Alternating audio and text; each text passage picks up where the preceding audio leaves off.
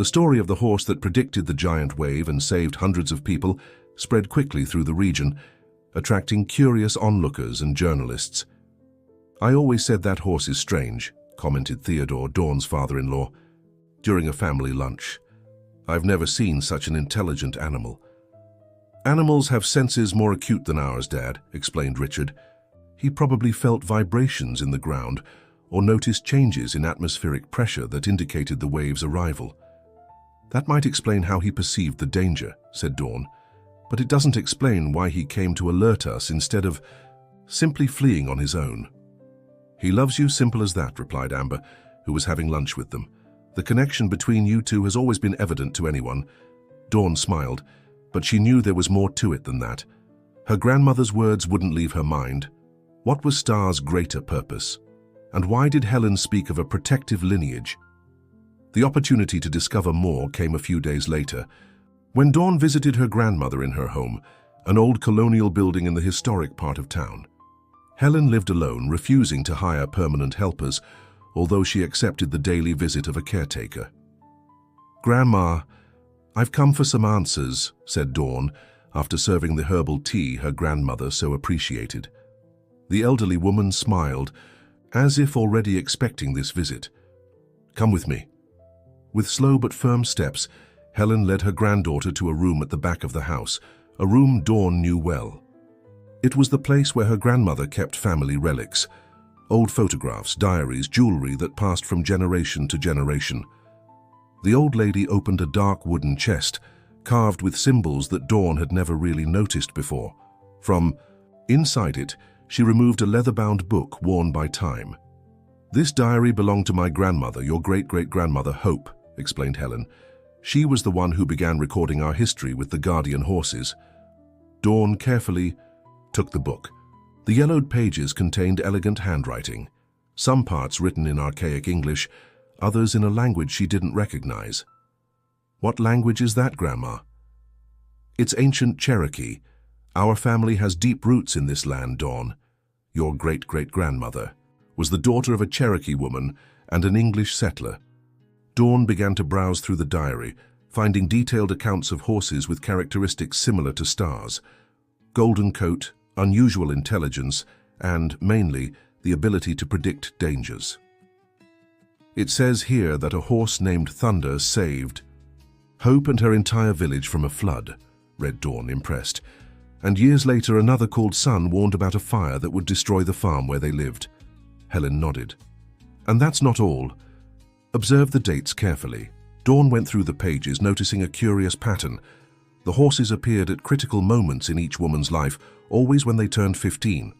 And even stranger, each animal lived exactly 25 years, mysteriously disappearing after that period, to give way to another golden horse that appeared for the next generation.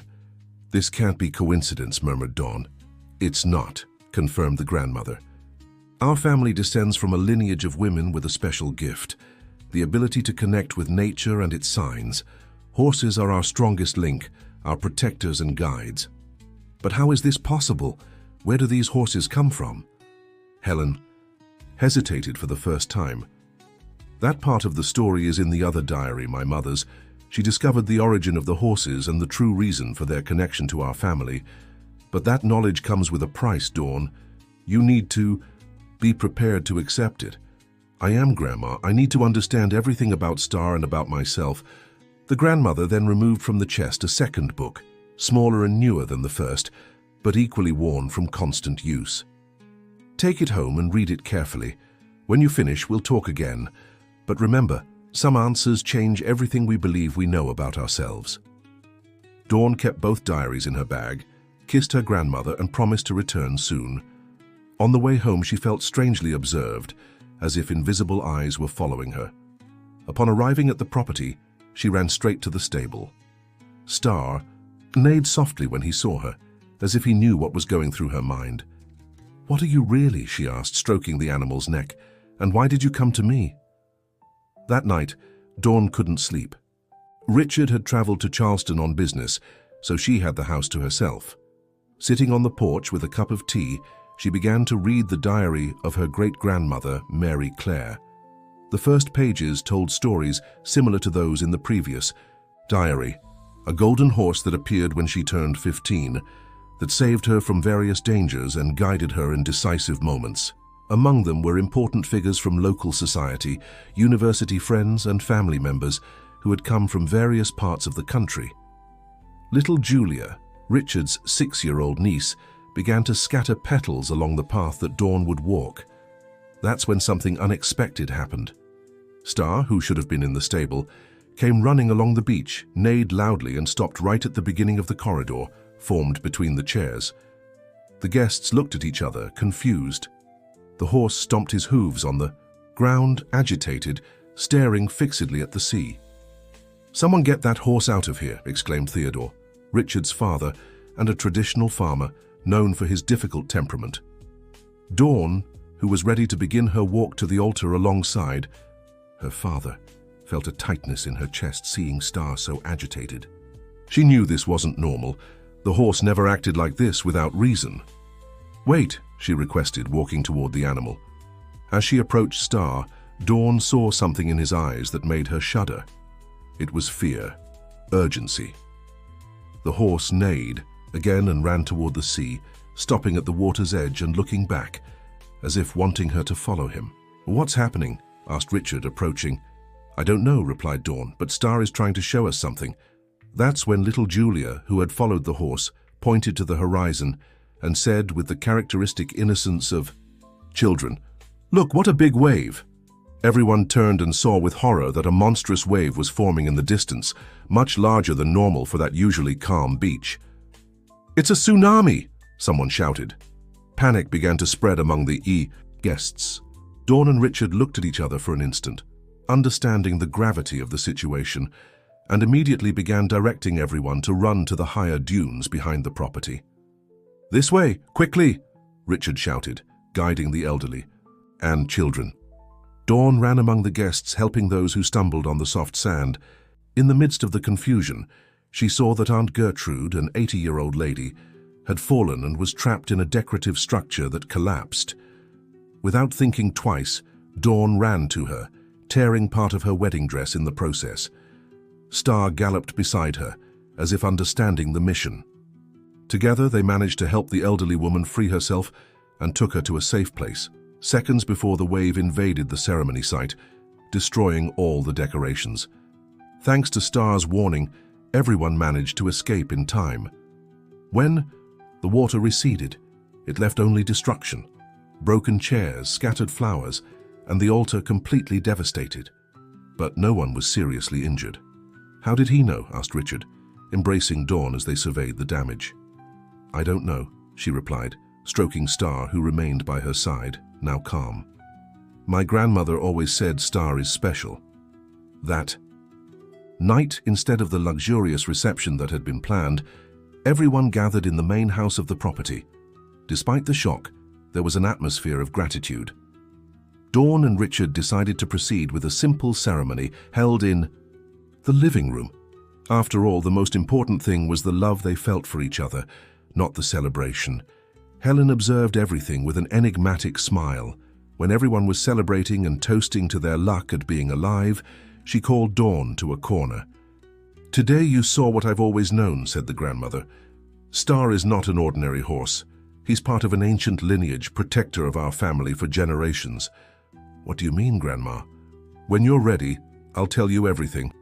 But know that this animal has a greater purpose in your life. He came to protect you, just as others came before him to protect me and my ancestors." Dawn looked at Star, who was grazing peacefully in the garden, as if nothing extraordinary had happened. A part of her had always known there was something different about that animal, from the first time she saw him as a foal. "Why did you never tell me this before?" "Because some truths are only understood when experienced," replied Helen, with the wisdom of someone who had seen much in life. "Now is the time to celebrate your wedding.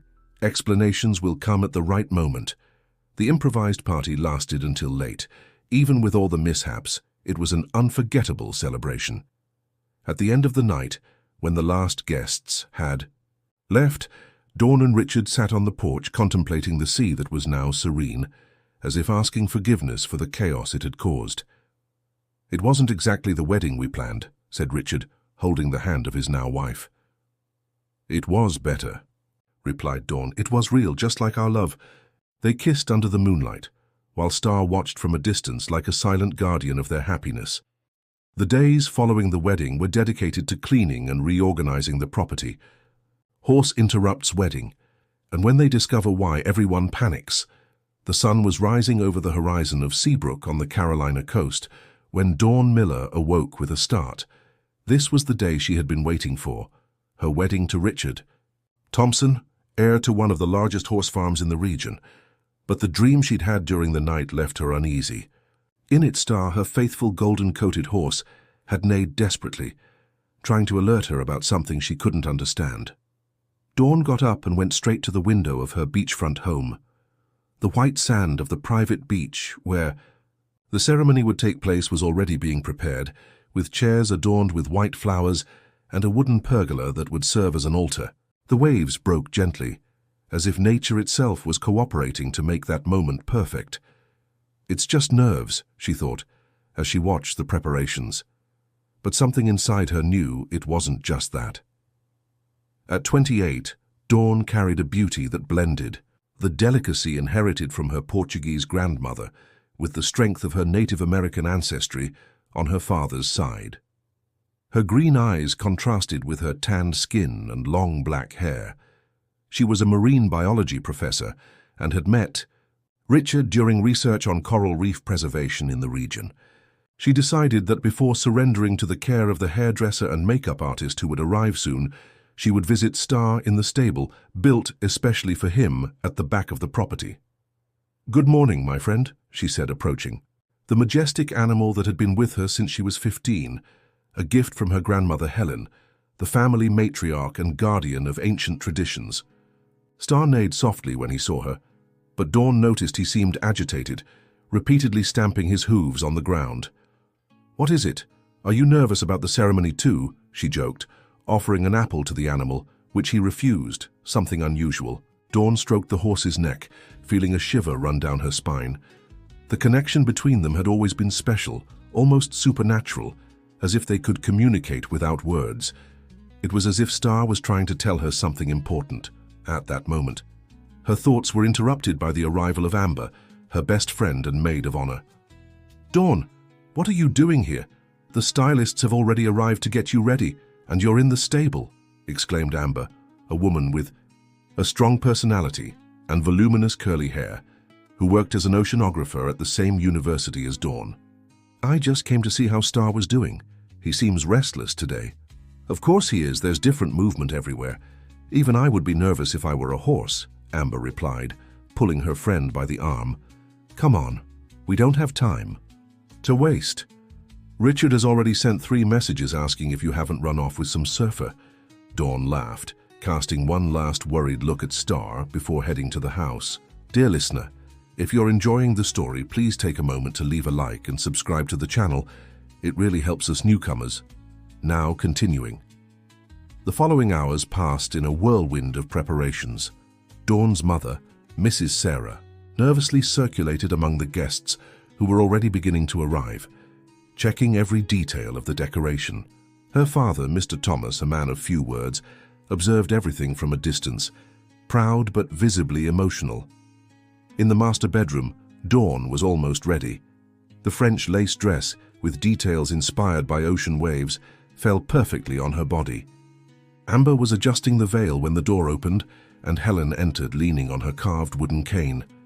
"Grandma!" exclaimed Dawn, rising to embrace the 92-year-old woman. Helen was an imposing figure, despite her advanced age. Her eyes, identical to Dawn's, seemed to carry the wisdom of many lives. She observed her granddaughter for a few moments before speaking. "You look beautiful, my child, but you seem worried." "It's just normal bridal anxiety," Dawn replied, trying to hide her concern. Her grandmother took her hands and held them, with surprising firmness. "Dawn, you've always had a special gift, just like me and my grandmother before me. Don't ignore the signs the universe sends." "What do you mean, Grandma?" "You know, if Star is restless, there's a reason," said the grandmother enigmatically. Before Dawn could question further, Sarah entered the room, announcing it was time. The musicians were already playing the melody that marked the beginning of the ceremony. Outside, under the afternoon sun that was beginning to set, Richard waited at the altar. Tall, with skin bronzed from working outdoors and deep brown eyes, he represented the perfect blend of urban sophistication acquired during his years of study in Boston and the simplicity of a countryman. The 200 guests were seated in chairs arranged on the sand. "I'll be in the region for a few more days. Here's my card." After the visitor left, Richard didn't hide his enthusiasm.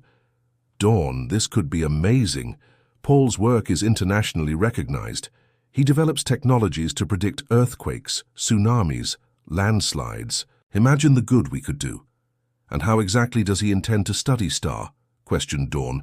"Keep him in a laboratory? Subject him to tests?" "Richard, I can't agree to that." "Don't be like that. Nobody talked about laboratories or invasive experiments. They would just be observations, maybe some non-invasive sensors to measure his vital signs when he shows agitation." Dawn sighed.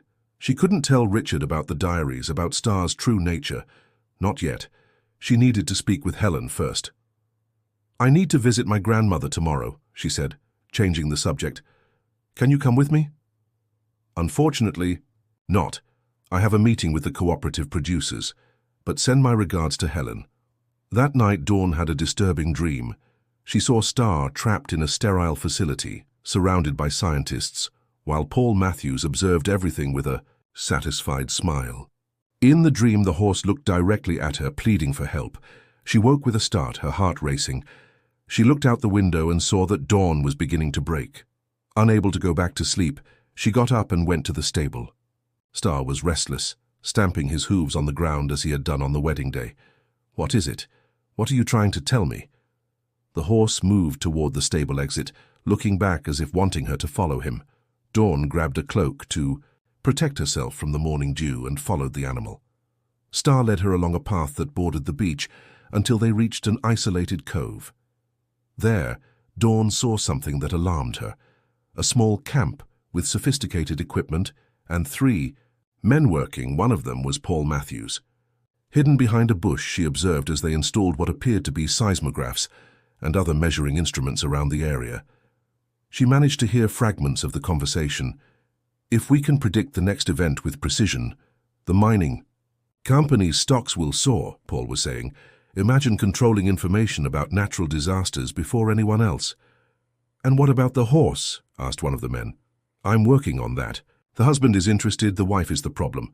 But I have my methods of persuasion." Dawn felt a chill. This wasn't about saving lives. It was about profit, about power. Exactly what the diary had warned about. Silently, she retreated with Star, taking care not to be seen. Back at the property, she found Richard already awake, preparing to leave. "Where were you so early?" he asked, surprised to see her all wet with dew. "I went for a walk with Star on the beach. Richard, we need to talk about Paul Matthews. I don't trust him." "Why not? He's a respected scientist, Dawn." "Something's wrong. I feel his intentions aren't good." Richard looked at her with an expression between concern and impatience. "Dawn, since the wedding you've been different, more superstitious, seeing things that don't exist. Paul just wants to study animal behavior to improve his warning systems. What could be wrong with that?"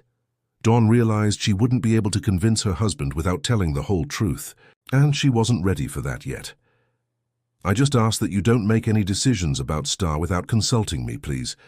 "Of course not. He's your horse, after all," replied Richard, kissing her before leaving. "I have to go. I'll be back. For dinner." As soon as Richard left, Dawn called her grandmother. "Grandma, I need to see you now. It's urgent." "Come, my child. I'm waiting."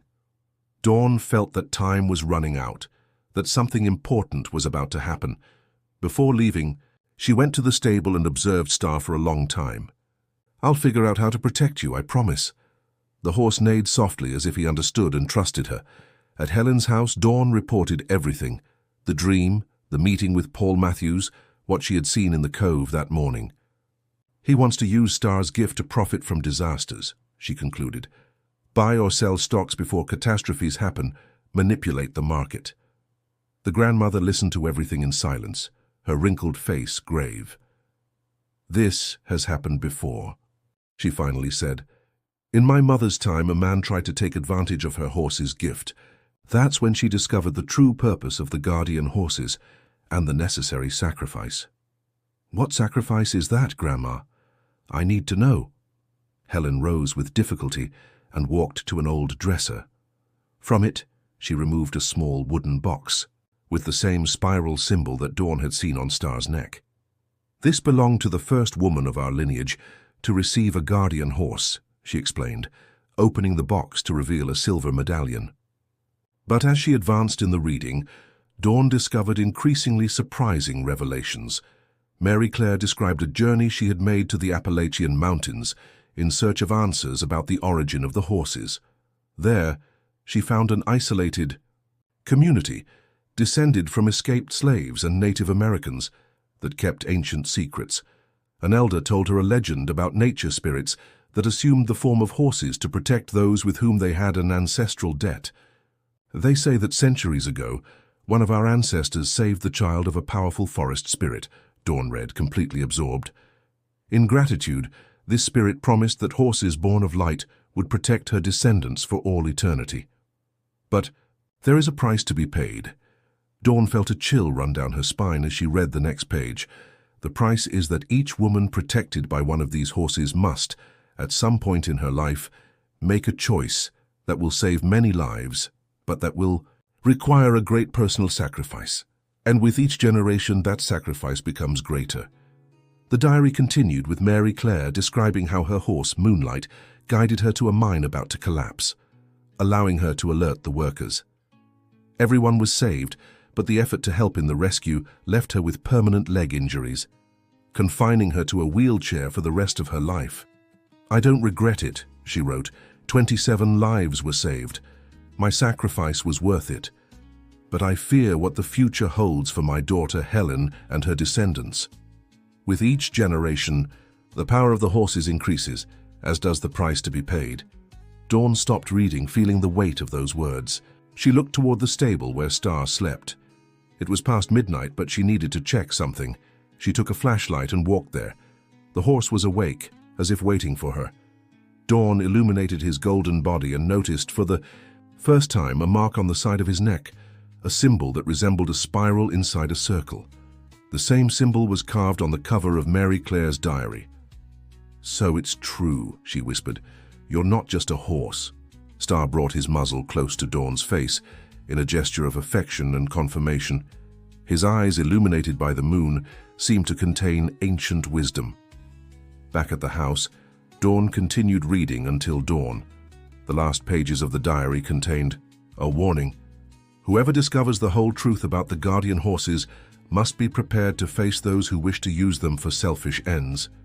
For there are people in the world who would give everything to control the power to predict catastrophes and benefit from it. Dawn closed the book, exhausted but determined. She needed to talk to her grandmother again and better understand what all this meant for her life. What would be the sacrifice she would have to make? And who were these people who might want to use Star for questionable purposes? That same day, at dusk, Richard returned from his trip. He brought with him a guest, Paul Matthews, a mining industry businessman he had met in Charleston. "Dawn, this is Paul. He has an interesting business proposal for us," introduced Richard, as they accommodated the visitor in the living room. Paul was a man in his 50s, elegant and soft-spoken. His eyes, however, conveyed a calculating coldness that left Dawn instinctively uncomfortable. "It's a pleasure to meet you, Mrs. Thompson," he said, using the married name Dawn was still not accustomed to hearing. "Your husband told me about the incident with the wave on your wedding day. Fascinating how your horse predicted the danger." Dawn exchanged a quick glance with Richard, who seemed not to notice anything strange about the man's interest. "Yes, it was extraordinary," she replied cautiously. "But what brings you here, Mr. Matthews?" "Business, my dear. I'm developing an early warning system for natural disasters. When Richard mentioned your horse, I immediately thought of the possibilities. Animals with heightened sensitivity can be excellent biological indicators of environmental changes."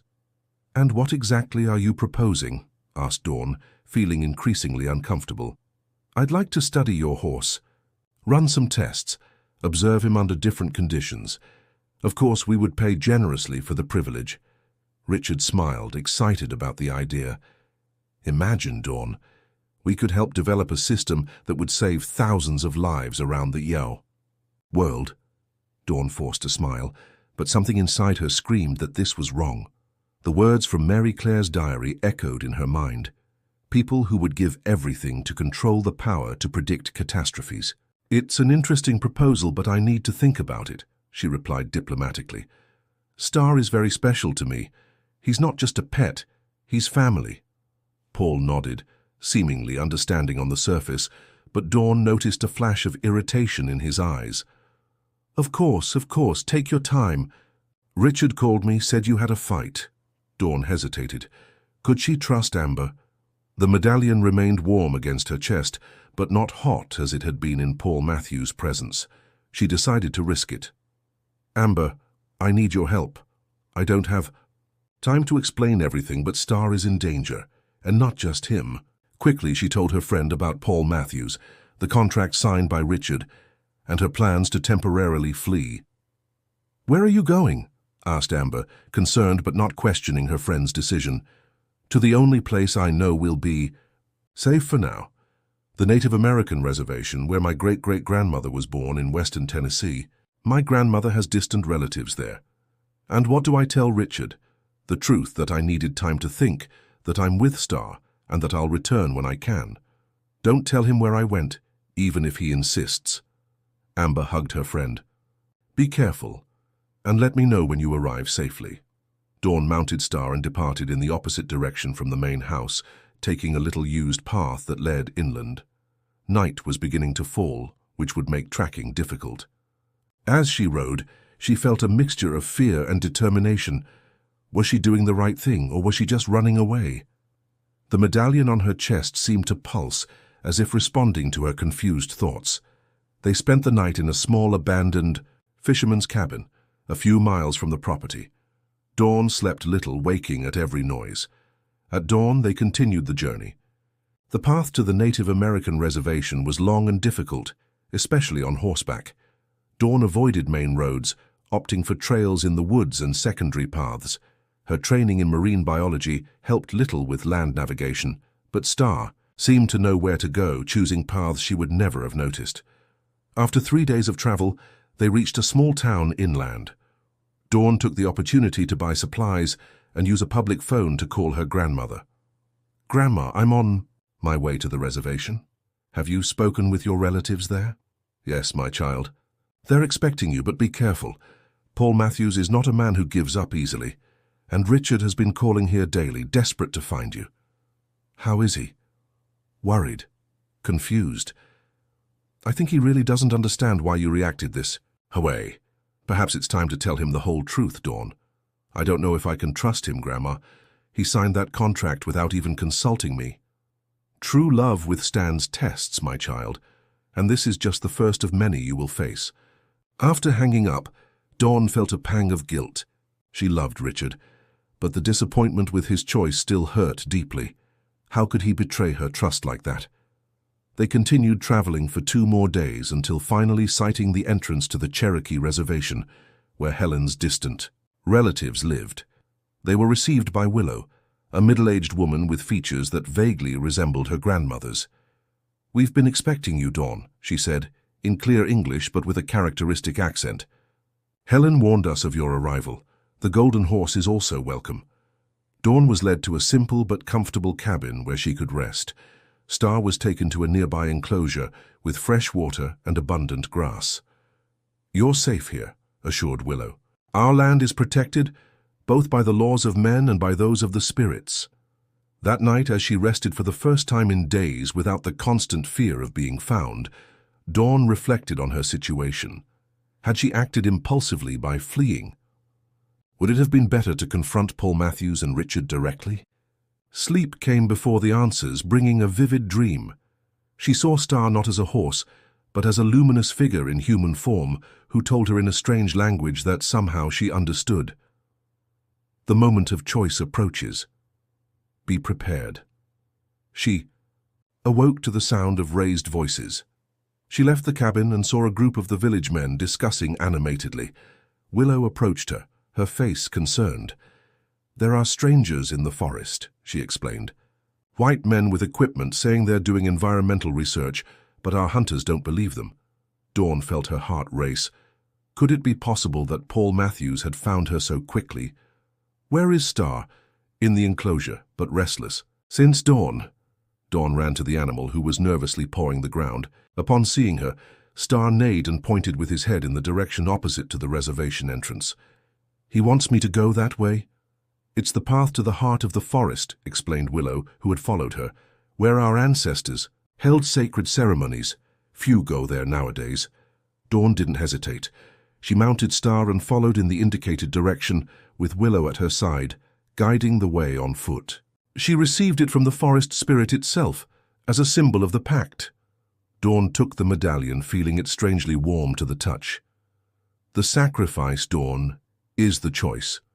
At some point, you will have to choose between protecting the secret of the guardian horses and your own well-being or happiness.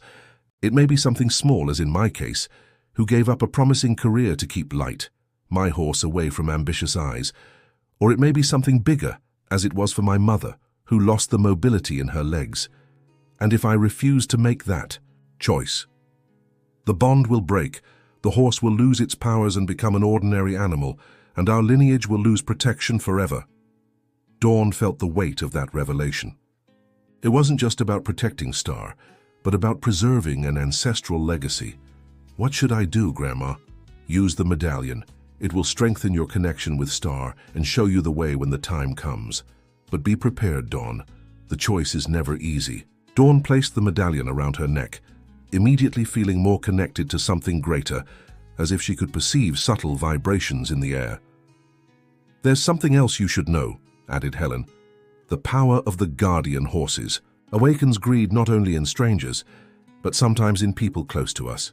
Trust your instincts about who deserves your confidence." Dawn thought of Richard, of his enthusiastic reactions to Paul Matthews' proposals.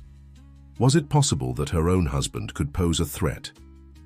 "Richard is a good man, Grandma. He just doesn't understand what's happening."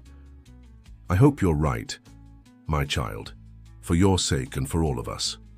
Upon returning home, Dawn found an unpleasant surprise. Paul Matthews was animatedly conversing with Richard on the porch. Beside them, several scientific pieces of equipment were arranged in boxes. "Dawn!" exclaimed Richard upon seeing her.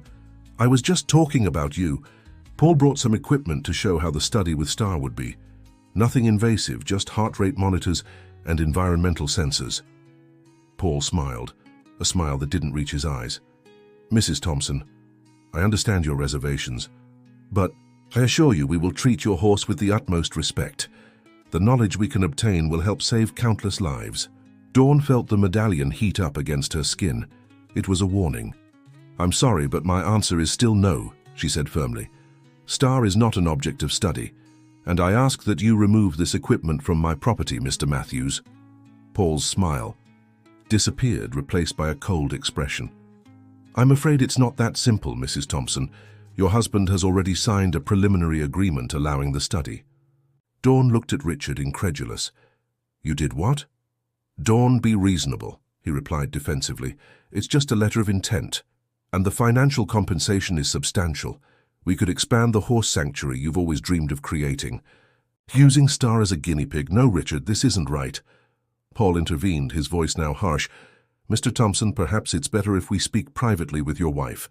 Explain the benefits of the project in more detail." "There's nothing to explain," cut in Dawn. "And as for that contract, you can forget it. Star is legally mine, a gift from my grandmother. Richard has no authority to sign anything related to him." Paul and Richard exchanged glances, and Dawn realized there was something more to this story. "What aren't you telling me?" Richard looked uncomfortable. "Dawn, the farm situation isn't as good as it seems. We've had significant losses in recent years with the fall in horse breeding market. The money from this project would help us recover our financial stability." "So it's about money? You're willing to subject Star to experiments for money?" "They're not experiments," protested Richard. "And it's not just any money, Dawn. We're talking about amounts that can save not only the farm, but the entire community. That depends on it." Dawn felt betrayed. How had she not realized the financial situation was so serious, or was Richard exaggerating to convince her? "Excuse me, gentlemen, but I need to think," she said, heading for the stable. Inside, she hugged Star, feeling tears running down her face. The horse seemed to understand her anguish, coming closer to comfort her. "What do I do?" she whispered. "How do I protect you without destroying everything else I love?" In response, Star gently pushed the stable door with his muzzle, indicating the path outside. "You want me to leave? To go away from here?" The horse neighed softly, almost as if saying yes. Dawn understood what she needed to do. Quickly, she prepared Star for riding, putting only the necessities in a small bag, the family diaries, some clothes, water, and food.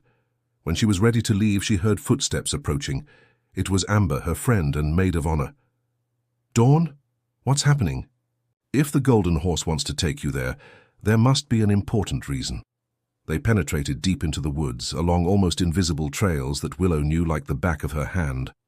After almost an hour of walking, they reached a circular clearing, where a huge centuries-old tree dominated the space. Its roots formed intricate designs on the ground, and its trunk was marked with ancient symbols, among them the same spiral that Dawn had seen on Star's neck and on the medallion. "This is the sacred place," said Willow reverently. "The tree of life where our people connect with the guardian spirits." Star advanced to the center of the clearing and stopped in front of the tree. Dawn dismounted, feeling a strange energy in the air, as if the atmosphere itself was charged with expectation. The medallion on her chest began to heat up, not painfully but intensely enough for her to notice it. Instinctively, she touched the trunk of the tree and felt a vibration run through her body. At that moment, a succession of images flooded her mind. She saw her great-great-grandmother Hope, still young, saving a boy from drowning in a river. She saw her great-grandmother Mary Clare warning workers about the mine about to collapse. She saw her grandmother Helen abandoning a promising career as a researcher to protect her guardian horse. And then she saw herself, facing a choice she still didn't fully understand. "What's happening to me?" she asked, frightened. "The tree is showing you your family's legacy," replied Willow. "The pact made generations ago is being renewed in you, Dawn." A noise in the woods interrupted the moment. Male voices were approaching. Willow looked alarmed at Dawn. "They found the path." "We need to leave, Anne," but it was too late. 3 men emerged in the clearing. One of them was Paul Matthews. The other 2 carried what appeared to be tranquilizers and animal capture equipment. "Mrs. Thompson, what a surprise to find you here," said Paul with false cordiality. "Your husband is very worried about you." "Where is Richard?" asked Dawn, protectively positioning herself in front of Star. "Unfortunately, he couldn't come, but he authorized me to find you and ensure your safe return, and of course that of your remarkable horse." Willow stepped forward. "This is protected Native American land. You don't have permission to be here." Paul ignored her, addressing Dawn directly. "Be reasonable, Mrs. Thompson. Your horse possesses unique characteristics that could benefit humanity. Why deprive the world of that?" "Because you're not interested in benefiting humanity," replied Dawn firmly. "You're interested in power and money." Paul's smile disappeared. "Very well. If you won't cooperate voluntarily, I'll have to resort to other methods." He signaled to the other men, who began to approach with the capture equipment. Dawn felt panic growing inside her. There would be no way to fight against 3 armed men. It was then that she felt the medallion on her chest become almost incandescent. Instinctively, she touched it, and at the same moment Star neighed loudly, rearing on his hind legs. The sky, which had been clear moments before, darkened rapidly. Black clouds formed over the clearing, and a strong wind began to blow, making the leaves of the great tree rustle as if they were singing. The men stopped, alarmed by the sudden weather change. Paul looked at the sky, confused. "What's happening?" Dawn felt a strange force flowing through her, as if her body were a channel for something much more powerful. Words she didn't know came to her mind, and she pronounced them in an ancient language. "Guardians of the forest, protect those who protect your children." Lightning cut across the sky, striking the ground a few feet from the intruders. The men backed away, frightened. Star reared again, his eyes seeming to glow with their own light.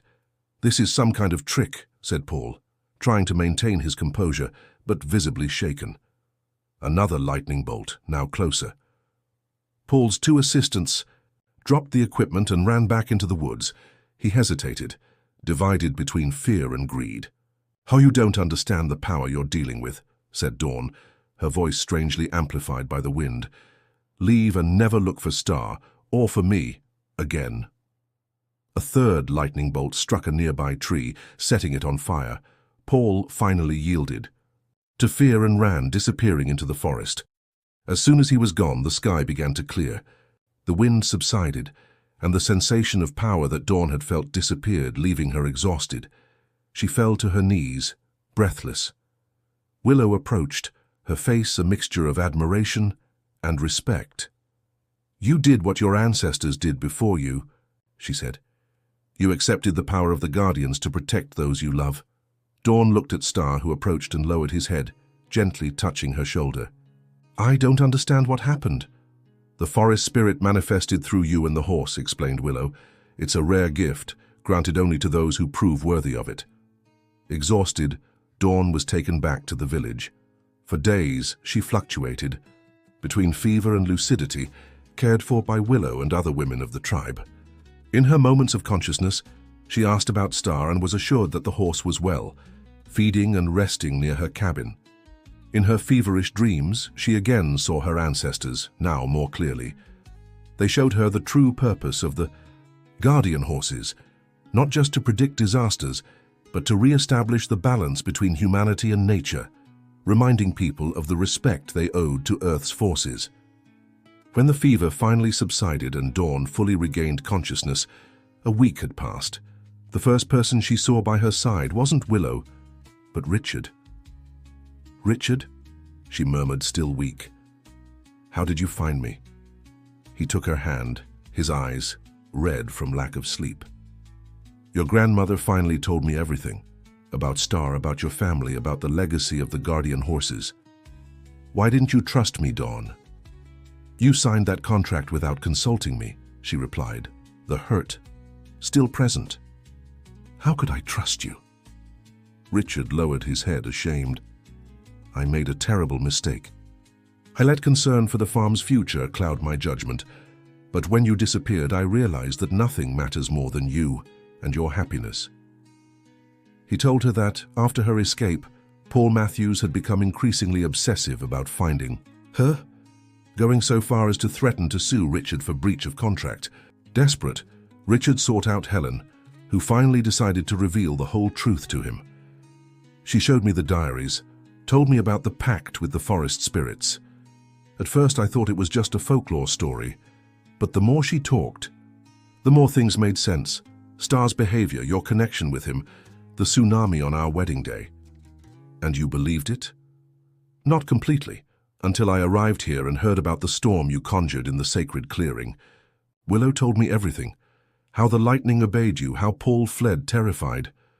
Dawn tried to sit up, feeling still weak. "I don't know exactly what happened. It was as if something spoke through me." "The important thing is that you're safe," said Richard, helping her get comfortable. "And that Paul Matthews won't bother us anymore. Apparently he suffered an accident while fleeing the forest.